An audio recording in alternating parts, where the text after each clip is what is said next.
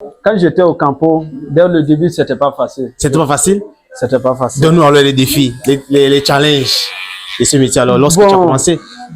En ce temps, les gens ne travaillent pas. Ok. Vous voyez que les gens ne travaillent pas. Je coiffais à 1,50 €. 1,50 €? Oui. Par tête? Parce que moi, j'ai commencé depuis 2018. Wow. Mais c'est en 2025 que Dieu merci, Dieu a fait grâce que j'arrive à atteindre mes objectifs. Qu'est-ce qui t'a vraiment poussé d'avoir un local comme ça là? Pourquoi tu n'as pas décidé de continuer à travailler derrière les gens? Bon. Pourquoi tu as décidé d'ouvrir un local à toi? Ici, on parlait de motivation, on donne les conseils, qu'est-ce que tu dois faire pour ici en Italie ou en Europe, des métiers qu'il faut faire lorsque tu arrives en Europe. Donc, je me trouve à Florence, dans la boutique de mon frère, et il va nous expliquer son parcours, comment il a fait pour ici, vraiment en Italie. Salut frère. Oui, salut. Comment tu te portes? Oui, ça va bien. Frère, est-ce que tu peux te présenter à mon audience ou à ma famille? Alors, moi, c'est Faso, je suis libérien. Ok. Ouais. Et je suis en Italie depuis 2016. Oh, tu es en Italie depuis 2016? Oui. Et quel est-ce que tu fais dans la vie? Est-ce que toi, ton métier à toi, quel est-ce que tu fais dans la vie? Alors, je suis un coiffeur. Tu es un coiffeur? Oui. Pour combien de temps que toi tu fais ce métier? Bon, depuis au pays, je faisais la coiffure, mais ce n'était pas mon métier. Ah. Ouais. Est-ce que tu peux un peu m'expliquer comment que tu as fait alors pour entrer dans la coiffure, s'il te plaît? Bon, quand je suis arrivé ici en 2016, ok. Bon, on était dans le centre d'Acolienza. Centre d'accueil? Oui. C'est là, bon, j'ai vu que en ce temps, il n'y avait pas de travail ici en Italie. Et je me suis lancé dans la coiffure. Et je coiffais les amis dans le campo, dans le centre d'Acolienza, je coiffais des amis là-bas de temps en temps. Voir que en ce temps, il n'y avait pas de travail, j'ai dit que, bon, j'ai fait la formation de la coiffure. C'est là je suis parti m'inscrire dans une école de la coiffure en 2016. Dans tout ça, bon, je coiffais après l'école, je coiffais mes amis dans les petits villages, ici à Firenze. Et bon, après tout ça là, je partais à l'école toujours. Je fréquentais et je coiffais des amis après l'école. C'était en 2016, 2017. Quand je suis parti à l'école, parce que ici on dit pour faire une activité d'abord il faut avoir le diplôme. C'est là où j'ai dit que non, il faut que je parte à l'école pour atteindre mon diplôme, pour être autonome ici quoi. Ok. Voilà. Donc tu as commencé à coiffer au campo. Et est-ce que tu aimerais alors partager avec nous combien que quand tu coiffais au campo, combien est-ce que tu coiffais une tête? Bon, quand j'étais au campo, dès le début, c'était pas facile. C'était pas facile? C'était pas facile. Donne-nous alors les défis, les challenges de ce métier alors, lorsque tu as commencé. En ce temps, les gens ne travaillent pas. Ok. Vous voyez que les gens ne travaillent pas. Je coiffais à 1,50 €. 1,50 €? Oui. Par tête? Par tête.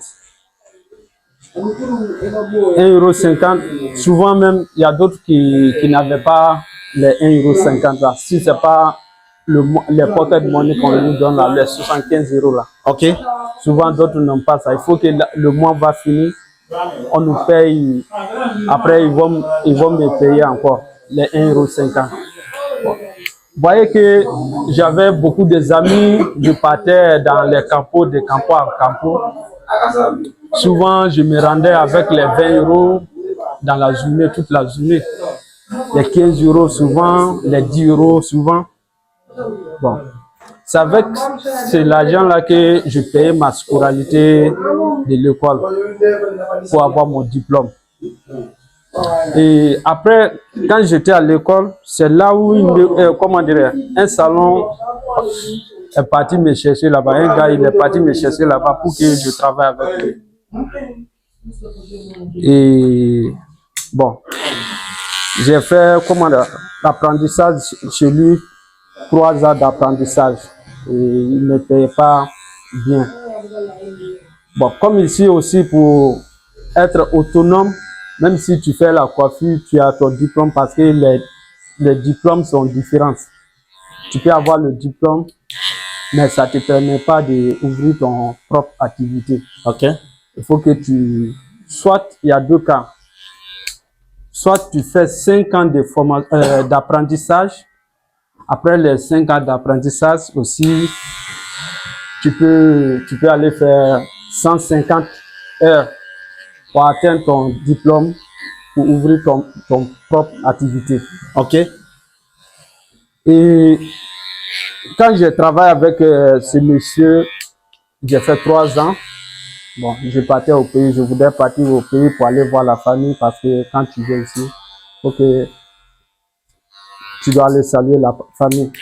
Le gars, il voulait pas que je parte parce que j'étais la seule personne qui coiffait chez lui.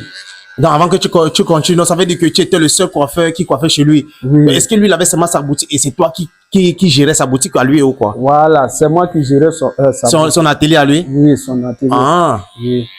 Bon, vous voyez qu'il ne voulait pas me laisser. Bon, la famille me manquait trop. Je me suis licencié et je suis parti au pays pour aller saluer la famille. Et quand je suis de retour, je travaille dans un autre coin aussi que je ne voudrais pas parce que j'avais mon attention que je veux ouvrir mon propre salon. Quand j'ai commencé avec lui, un peu, j'ai économisé. Il ne me paye pas bien, mais un peu, j'ai économisé. J'ai commencé à acheter mes matériels. Quand je gagne 1000 euros, j'achète des matériels, je mets chez mes amis. Quand je gagne 500 euros, j'achète des matériels et je garde chez mes amis. Donc, en faisant tout ça, tu étais au Campo? En faisant tout ça, tu étais toujours au Campo ou tu étais déjà hors de Campo? Alors, en ce temps, j'étais sorti du Campo parce que j'ai eu mon document en 2018. Ok. Quand j'ai eu mon document en 2018, et en ce temps, la nouvelle loi était, ils ont mis une nouvelle loi que les gens qui gagnent les séjours humanitaires, tu n'as pas le droit d'aller dans un autre centre d'accueil. Ah. Oui. Il fallait maintenant que je travaille, je paie maison. De un, j'ai pas maison. Mon travail que je fais là, je fais en giro, c'était pas légal. J'ai pas dans certaines maisons même, j'ai pas le droit de rentrer pour aller coiffer les gens. Pour aller coiffer. Oui. Fallait que on se retrouve dans certains coins, dans les jardins, je coiffe les amis, et puis voilà. Donc tu faisais ça dans le noir, tu étais risqué, Ouais, donc tu risquais comme ça là, quelque chose qui devait te... Oui. Ah, ya, ya. J'ai beaucoup risqué. Lui qui ne risque rien n'a rien. Non, jamais. Tu ne risques pas ici. L'Europe, il faut risquer. Une fois qu'on est rentré ici maintenant, il faut avoir l'objectif. Parce que, tu sais, nous, on sait d'où on vient. Ouais. Si tu sais d'où tu viens, il ne faut jamais abandonner. Quel que soit n'importe quel métier, quelle que soit la coiffure, quel que soit n'importe quel métier, il faut te battre. Je pense que si tu te bats, tu peux atteindre ton objectif. Ouais. Selon toi alors, si quelqu'un veut se lancer dans un métier comme être, comment dirais-je encore, coiffeur, n'est-ce pas? Quels sont vraiment les pas qu'il doit faire pour devenir un coiffeur ici en Italie? Disons que quelqu'un qui vient d'arriver en Italie, qui n'a pas la licence de coiffeur depuis en Afrique, mais il est en Italie, mais c'est sa passion à lui. Quel est ce qu'il doit faire? Alors, vous voyez comme en Europe, partout en Europe, pour réussir ici, il faut partir à l'école d'abord. Ok. Il faut partir à l'école. Apprendre encore, parce que ici, ils ont valorisé les métiers, n'importe quel métier, ils ont valorisé. Parce que si tu ne pars pas à l'école, c'est le diplôme qui compte ici. On a besoin du diplôme. Même si tu es le meilleur coiffeur du monde, mais si tu n'as pas ton diplôme, on ne te calcule pas. Et quand tu pars à l'école, pour te former encore bien, parce que tu peux coiffer bien, mais il y a des règles. Il faut savoir les règles, le comportement des coiffeurs, comment accueillir les clients, il y a tout ça là aussi. Tu peux être le meilleur coiffeur, mais si tu ne te comportes pas bien avec les clients, ce n'est rien. Oh.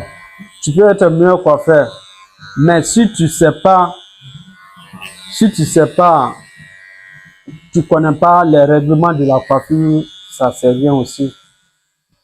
C'est pour cela que c'est bon d'aller à l'école. C'est bon d'aller à l'école. Pour aller à l'école aussi, il faut un peu de temps. C'est pas que moi j'ai commencé depuis 2018. Wow. Mais c'est en 2025 que Dieu merci, Dieu a fait grâce que j'arrive à atteindre mes objectifs.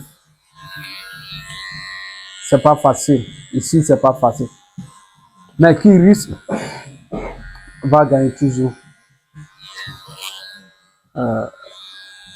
Donc, quand tu commences à parler, on voit vraiment les difficultés que toi tu as eu à raconter pour vraiment avoir un local comme c'est ça. Qu'est-ce qui t'a vraiment poussé d'avoir un local comme ça là? Pourquoi tu n'as pas décidé de continuer à travailler derrière les gens?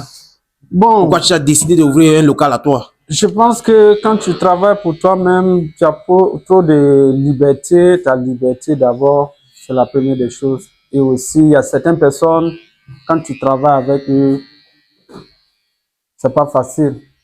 À la fin du mois même, ils n'arrivent pas à te payer. Oh. Et de un, tu as ta liberté, tu fais ce que tu veux. Je pense que c'est la meilleure solution.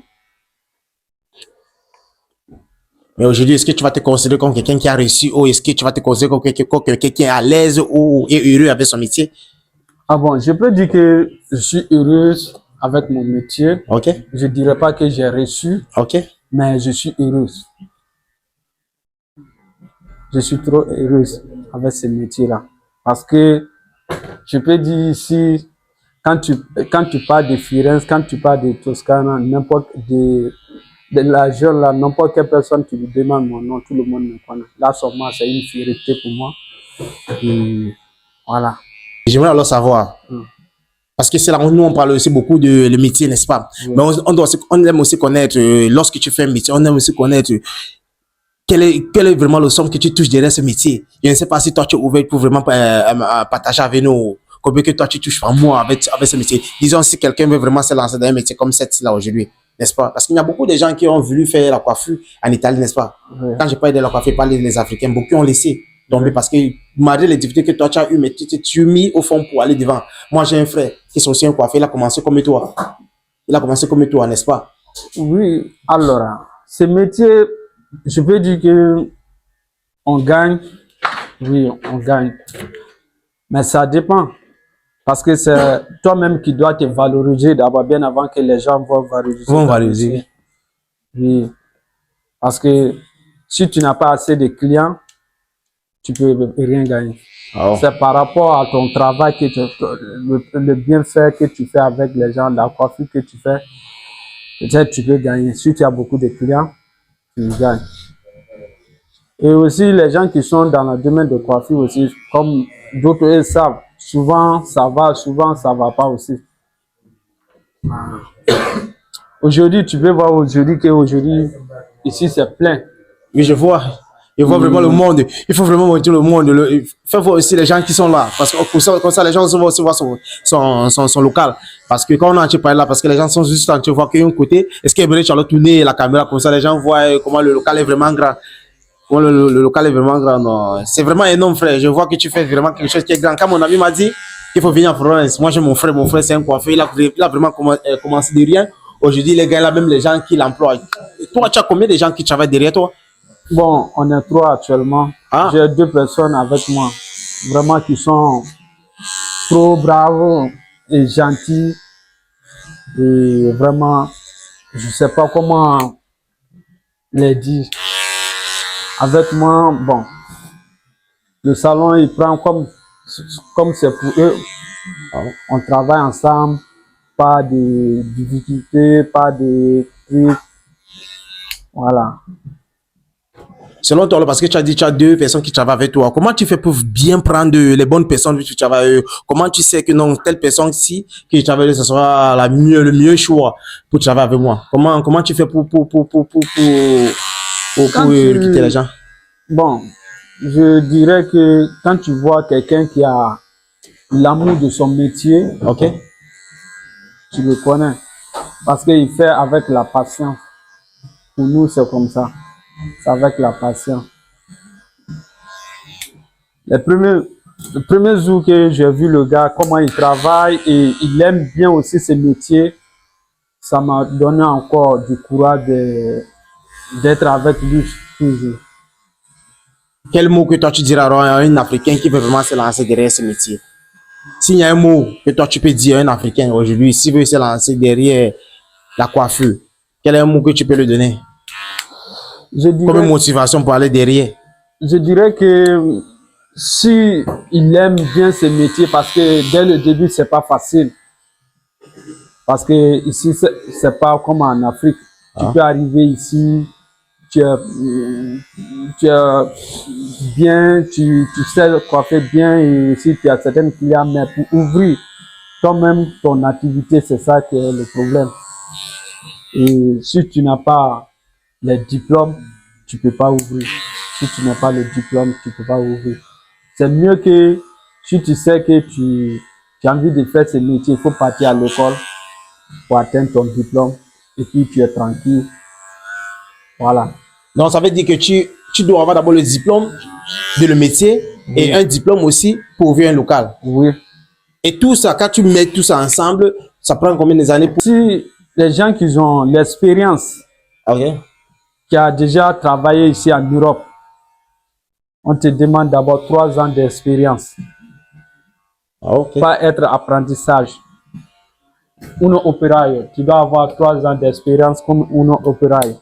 Après les 3 ans là, tu dois passer un concours de 160 heures.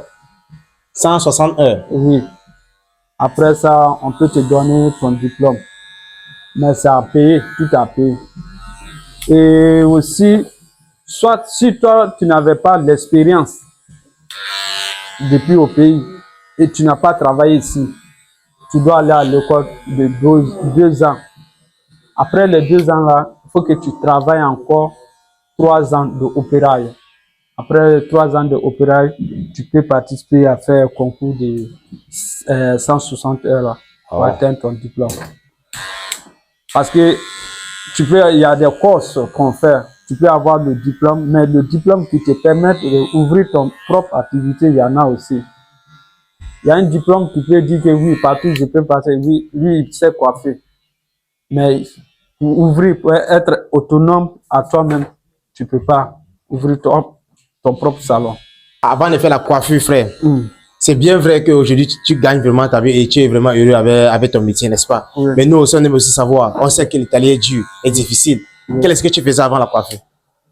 Bon, souvent, quand on arrivait, on faisait les policiers. Ok. On partait au champ avec mes amis. J'ai fait un peu de tout ici. J'ai fait bien avant que je commence, pas à l'école, on faisait l'agriculture. L'agriculture, ok. Partage avec nous les difficultés que toi tu as vraiment racontées en tant qu'un Africain qui vit en Italie. Tu viens d'un pays qui ne parle pas ni français ou anglais. Un pays qui parle une langue que toi tu n'es pas habitué avec. Comment que tu as fait? Quelles étaient vraiment les difficultés lorsque tu arrives en Italie? Je pense que quand on arrive ici, ouais.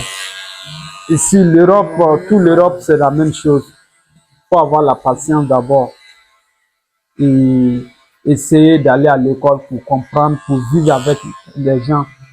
Parce que on sait qu'on est venu ici pour chercher. Mais si, d'abord, si toi tu n'arrives pas à comprendre la langue des gens, comment tu vas faire pour chercher du travail? Comment tu veux vivre avec la population? Je pense que quand la première des choses d'abord, il faut partir à l'école pour apprendre la langue. Bien avant tout, il faut partir à l'école pour apprendre la langue. Parce que la langue est très très importante. ici. Mais parmi nos frères, il y a nos frères. Quand moi-même je suis venu, j'ai eu des frères qui me disaient, mon frère, toi tu n'es pas allé à l'école au pays, on n'est pas venu ici pour aller à l'école, on est venu ici pour chercher de l'argent. Moi je le disais quoi, c'est vrai, chacun de nous a son objectif. Aujourd'hui, vous travaillez, moi je pars à l'école. Mais je pense que la meilleure solution, c'est de partir à l'école, apprendre la langue d'abord, bien avant que tu commences à travailler. Parce qu'il y a des moments pour le travail, il y a des moments pour aller à l'école. Bon. Les amis qui me disaient souvent que moi je pars à l'école, je ne veux pas travailler. Aujourd'hui, ce sont eux qui me demandent souvent, quand on les envoie les messages pour les traduire. Je dis, mon frère, aller à l'école, c'est important. Vous voyez, hier, toi, tu me disais que non, moi, je viens ici pour justement aller à l'école, que je ne suis pas venu pour chercher de l'argent. Mais aujourd'hui, c'est toi qui me demandes comment traduire, comment faire. S'il y a des messages qui viennent chez toi, c'est moi que tu m'envoies et puis je traduis ça pour toi, c'est pas normal. Vous voyez aussi l'importance de l'école. La première des choses, d'abord, on doit aller à l'école pour comprendre, pour essayer de vivre avec les gens. Je pense que c'est la meilleure des choses d'abord. En dehors de faire la coiffure, n'est-ce pas? Quel est un conseil de métier que toi tu vas donner à la jeunesse africaine pour les gens qui veulent venir en Italie? Parce que la plupart des Africains qui sont arrivés en Italie sont venus ici là sans métier, n'est-ce pas? Et beaucoup maintenant font des travaux fatigants. Donc, si on veut vraiment conseiller la jeunesse, selon toi, quels sont vraiment les métiers qu'on doit faire avant de venir en Europe? Ou quels sont les métiers qu'on va faire lorsqu'on arrive ici là? Bon, je peux dire qu'en Afrique, c'est nous qui maîtrisons les métiers. Sinon, on dit qu'il n'y a pas un seul métier. Même si les cordonniers ici, on les respecte, tout le monde est respecté ici. Tout ce que tu veux faire dans la vie, il faut prendre au sérieux, il faut faire avec la patience. Je pense que c'est tout. Quel que soit menuisier, quel que soit mécanicien, tout ce que tu fais comme métier, il faut prendre au sérieux. Je pense que quand tu arrives ici, dès le début, ça sera difficile, mais après, ça va aller. Il y a beaucoup de gens, dès le début, ils n'ont pas pu apprendre les métiers ici aujourd'hui. Ce sont eux qui font les travaux forcés, les travaux du champ. Ce n'est pas tout le monde qui font, mais je pense que les gens qui n'ont pas apprendre à faire un métier, ce sont eux qui travaillent dans les champs aujourd'hui. Je pense que le métier est bon. N'importe quel métier, je ne dirais pas tel métier, n'importe quel métier si tu fais, c'est bon.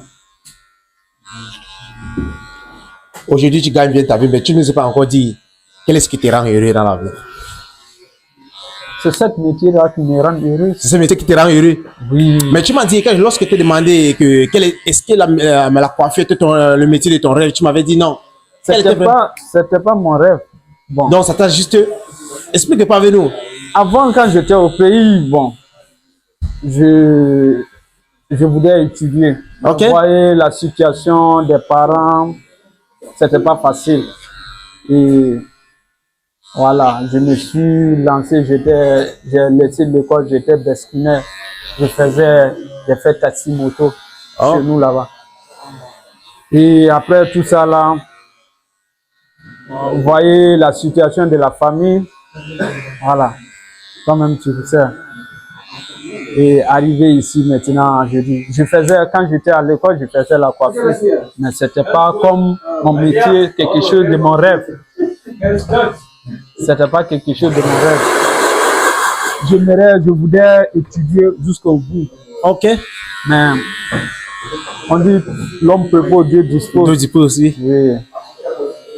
Dieu merci, aujourd'hui, quand je suis arrivé ici, j'ai pris cette métier-là au sérieux, avec la patience et avec beaucoup de courage. Parce que ici, là, c'est pas facile. Je dis toujours, c'est pas facile. À un temps, moi-même, je voulais laisser, mais avec les clients, les amis de bon côté, ils m'ont beaucoup soutenu moralement de ne pas laisser où je suis arrivé, je peux atteindre mon objectif. Quel est alors vraiment un conseil que toi tu peux donner à la jeunesse africaine? ou à la jeunesse totale qui nous écoute aujourd'hui là? Bon, ce que j'aimerais dire à la jeunesse africaine, que ici, en Europe, ici, c'est pas pour aller se présenter sur les réseaux sociaux que je suis comme ça, je suis arrivé comme ça. C'est savoir connaître, faire quelque chose, savoir faire quelque chose, c'est ça le plus important. Parce que aujourd'hui, il y a certaines personnes qui sont parties à l'école, mais à la fin, les gens qui ne sont pas allés à l'école, ils sont plus meilleurs que eux, ils vivent mieux que eux. Et c'est d'apprendre quelque chose à faire. D'apprendre quelque chose à faire, être courageux ici. Dire là où on est quitté, de ne pas oublier là où on est quitté. On est venu ici juste seulement pour faire quelque temps, seulement retourner au pays. Quand tu regardes la famille du pays et tu vois la vie d'ici, c'est pas facile. D'oublier tout, de se concentrer, n'importe quelle chose il fait, de prendre ça au sérieux. Selon toi, est-ce que tu penses que, ou est-ce que tu crois que l'entrepreneuriat, c'est tout le monde, c'est pour tout le monde? Bon, l'entrepreneuriat, c'est pas facile, hein. Je dirais, c'est pas pour tout le monde. Ah. Tu peux avoir l'ambition de faire quelque chose, mais tu n'as pas le courage, c'est-à-dire tu n'as pas le moral de le soutenir comme manière que tu penses. Aujourd'hui, si moi je te dis qu'il y a des moments que c'est pas facile, mais si je dis pas à quelqu'un que c'est pas facile, personne ne sait. Mais si toi, l'entrepreneur, si tu sais pas gérer tes choses, tu vas laisser, tu vas abandonner vite. L'entrepreneuriat, je dirais que c'est pas fait pour tout le monde. Il y a certaines personnes il y a certaines personnes aussi qui ne peuvent pas. Parce que il y a des gens, ils ont commencé ici, mais avec les choses, la difficulté, ils ont abandonné. Ouais. La plupart des entrepreneurs que moi j'ai vus ou que moi j'ai connus, après 5 ans, ils ont abandonné. Qu'est-ce qui t'a vraiment poussé d'aller devant, malgré toutes les difficultés? Ce qui me pousse d'aller toujours devant et j'aimerais toujours aller devant mieux que ça, c'est je fais ça comme la patience, c'est ça que je gagne ma vie, j'aide la famille, mes petits frères, tout le monde, quoi. Et ça m'a apporté beaucoup de choses dans ma vie. Oh. La popularité que j'ai aujourd'hui, c'est la famille qui m'a donné. Et tout le travail que j'ai fait pour la famille, l'aide de la famille, c'est ça qui m'a donné aujourd'hui. Bon, ça me pousse d'aller toujours en avance. Alors, d'où tu te vois dans 10 ans ou 20 ans? Oui. Aujourd'hui, tu as déjà un local. Oui. D'où tu te vois dans 10 ans ou 20 ans? Bon, dans 10 ans ou 20 ans, j'aimerais voir encore plus que ça, international. Ah. Oui, ça c'est mon souhait. International. Je ne dirais pas national, mais international, toute l'Europe. Parce que la coiffure ici, c'est pas une petite métier. Oh. C'est pas une petite métier ici en Europe. Parce que c'est nous les Africains, beaucoup, on néglige notre métier. On dit lui c'est un coiffeur ou bien lui c'est un mécanicien. Qu'est-ce qu'il gagne? Et pourtant, ici, là, il n'y a pas un seul métier ici. Souvent même, il y a des moments qu'on fait certains concours, de créer les modèles, aller faire des conférences dans certaines régions. Voilà. Et puis on te donne les prix de ça aussi. C'est les coiffeurs qui le font? C'est les coiffeurs qui organisent. Oh. Oui. Et est-ce que vous êtes mélangé ou vous êtes juste les Africains? On est mélangé. Il y a des Africains, il y a des Arabes, il y a tout le monde. Oh. International, on fait les trucs internationaux, pas national. Quelles sont vraiment alors la raison à laquelle vous faisiez les conférences? Est-ce que c'est pour vraiment montrer la fierté des coiffeurs qui sont ici en C'est Europe? pour mettre la valeur, notre métier en valeur. Ah, ok. C'est pour montrer notre métier à la valeur. Dire que non, la coiffure, c'est pas un simple métier. La coiffure, c'est la propriété, le style, l'élégance. Voilà. C'est de valoriser notre métier. C'est pour cela on fait ça. Aujourd'hui, tu es coiffé en Italie, n'est-ce pas? Oui. Tu as commencé de rien et aujourd'hui, tu as eu à voir cette locale que moi j'ai apprécié vraiment. Ça veut dire que je vois vraiment le travail que toi tu as mis au terrain, n'est-ce pas? Mais moi, parfois, je suis. Cette question que moi je demande aux gens qui ont les métiers ou qui ont déjà commencé un business en Italie. Après 10 ou 20 ans, n'est-ce pas? D'où toi tu désires vraiment investir tout ton épargne que tu as fait peut-être ici en Italie? Est-ce que désirais-tu aller dans ton pays d'origine ou aimerais-tu faire qu'en Italie? Bon, tout ce qu'on dit aujourd'hui, on sait que bon, on veut se retourner au pays, mais bien avant tout, l'intégration ici, c'est la meilleure solution. Après ici, maintenant, tu peux penser au pays. Après ici, tu peux penser au pays, aller t'investir là-bas. Parce que en Afrique, on a un problème là-bas. On ne donne pas la valeur à nos métiers. C'est ça le gros problème. On doit respecter tout le monde. N'importe quel métier les gens font, on doit respecter son métier. Parce que c'est avec ça, la personne vit, c'est avec ça, il gagne sa vie, il aide sa famille. Tu m'as bien dit que tu viens de la Libérie, n'est-ce pas? Je viens de Libéria. Libéria. Oui. Et à Libéria, on parle qu'en anglais? On parle anglais. Et comment est-ce que tu as fait pour pouvoir parler la langue française? Moi, je suis anglophone, mais parle français parce que mon pays parle deux langues. Mon pays parle l'anglais et le français. Mais à toi, alors, comment tu as fait pour pouvoir bien parler la langue française? J'ai fait un peu la Côte d'Ivoire, Guinée-Conakry.